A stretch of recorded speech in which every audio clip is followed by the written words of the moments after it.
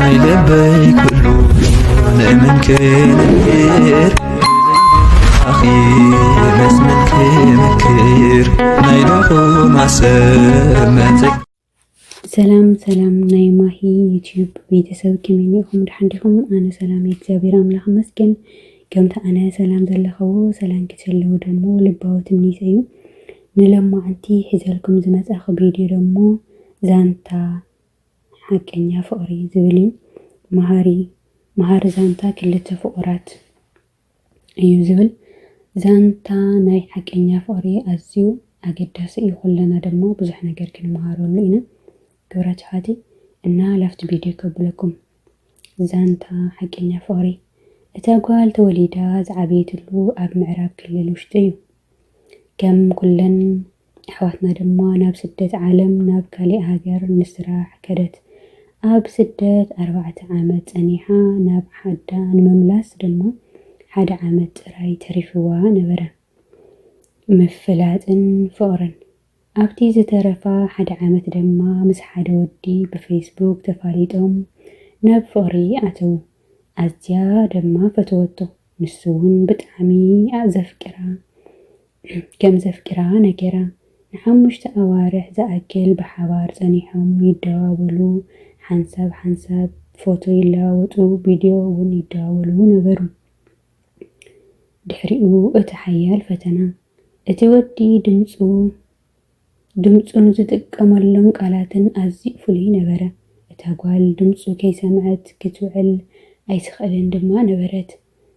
ይኹን ዳ እምበር ሙሉእ ሰውነቱ ርእያ ስለ ዘይትፈልጥ ፎቶ ክሰደላ ከሎ ካብ ክሳዱ ንላዕሊ ጥራሕ ይልእኸላ ነበረ። እታ ጓል ገለ ነገር ከም ዘሎ ተረዲኣቶ ነይራ። እንተኾነ ግን ርክቦም ንኸይቋረፅ ብትዕግስቲ ትጽበ ነበረት። እቲ ሓቂ ሓደ መዓልቲ እቲ ወዲ ብጉሓት ደው ኢሉ ትፈትውኒ ዲኺ ፍቕረይ ኢሉ ሓተታ።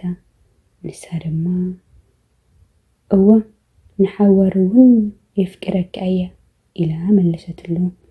እሽዑ እቲ ወዲ ዝኾነ ነገር እንተርኢ ኽለይ ኣይትፍለይንን ኢኺ ኢሉ ሓተታ። ንሳ እውን እወ ኢላ መለሰት። ግናኸ ልባ ትርግ ትብል ነበረት።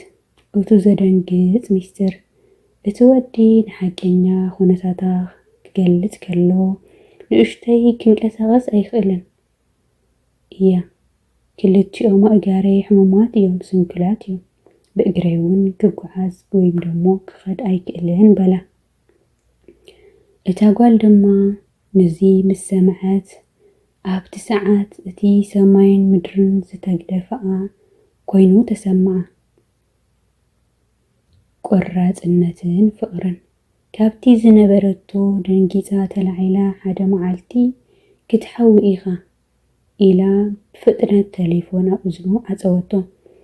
ኣብ ውሽጢ 3 ወርሒ ሓሳባ ኣጽኒዓ ሓደ ውሳኔ ወሰነት። ነዚ ወዲ እግዚኣብሔር ይፈጢርዎ፣ እግዚኣብሔር ድማ ክፍውሶ ይኽእል እዩ፣ ኣብ ከቢድ ፀገም ክሓድጎ ኣይክእልን እያ ብምባል ንርእሳ እመነት። ድሕሪ ሓደ ሰሙን ናብ ሃገራ ክትምለስ ወሰነት። እቲ ወዲ ብውሳነኣ ተሓጎሰ። ንሳ ድማ ናብ ዓዳ ምስ ተመለሰት ቅድሚ ናብ ስድራ ቤታ ምኻዳ ንዕኡ ብቀጥታ ክረኽቦ ኣለኒ ኢላ ብምሕሳብ ናብቱ እሱ ዘለዎ ዓዲ ከደት።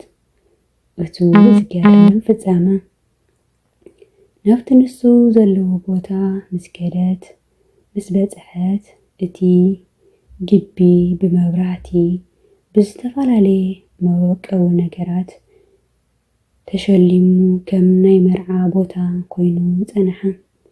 እቲ ክልተ እግሩ ኣይሰርሕን እዩ ዝተባሃለ ፍቕረኛኣ ድማ ጽፉፍን ደስ ዝብልን ሱፍ ተኸዲኑ ብግርማ ወቂቡ ብእግሩ ደው ኢሉ ጸንሐ። ሓኒቑ ድማ ሰዓማ የፍቅረኪ እየ ዓለመይ፣ ፍቕርኺ ሓቂ ምዃኑ ናይ ዘለኣለም ምዃኑን ተረዲ ኣለኹ በላ። ንሳ ድማ ኣነ ሕሙም እንተትኸውን እውን أنت تخونون أي مجرفكن بلد حنقنق نابلد ممسأخي نعي قدمي ممسأخي نعخي نمفتان زجبركو نجر إيو بلا سرما بتحقواس نابخيت أنا كو حكينا سنكل أنت تخونون أي مجرفكن وسينا إيانيرا بلتو سرما بتعمي نتحقوسا بتعمي دسنا ولن سرما نيتحقواس نوعات نانا بعزن كلهم بتحقواس نوعو نايلما عندي نحكينا فارزانتا زي مثل نيرو إكتابير أملاخ نخلنا حكينا فاري عدلنا بحاجي بزح نجار سماخيركم كتكونوا تسفاي كبر بزح نجاري لمرقا مالت لسب بللو نجار بدقاو ملكع ويبلو بتخزل اللو خناتات كنوزنا كم زي بلنا تبحنقو تلما عن تللو تبحنقو لي ورلكو خاني خالي اتحزل حازة زي ولو تبحنقو كلو يخالي لما عنتي عين بركي ملؤي تيلكا تبحتاي كم الفتر اين فلتينا اكزاوير سرحيمو اكزاوير أملاخ حكينا فقرين خلنا عدلنا أفقرنا اكزاوير أملاخ يزنعنا إن لما عنتلو لكو فيديو زي مثل نيرو سسن نايما ملكا مخل دمو يمنيلكم تشاو ناي لبي كلو نأمن كير أخي مسمن كير ناي لقو معسر